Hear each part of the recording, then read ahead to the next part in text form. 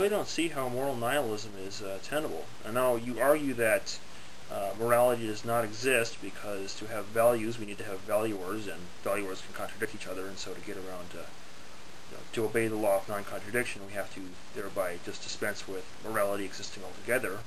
What you're forgetting, though, is that if we're going to deny that morality exists, we first have to conceive of morality.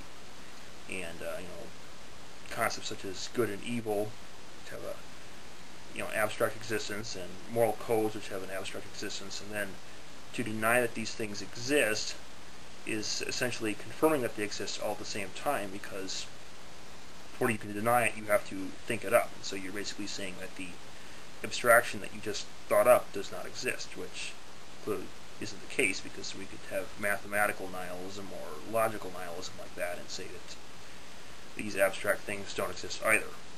And so it's pretty clear that by just trying to deny that morality exists, that there does exist some abstract thing out there that we call morality.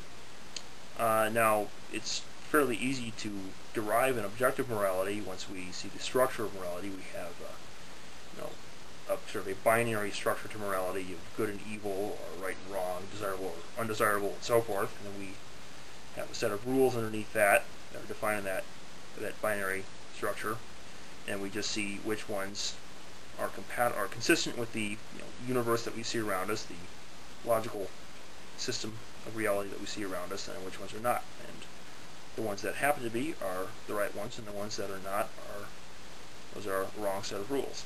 And in practice, this usually goes down to a Aristotelian notion of logos at the end.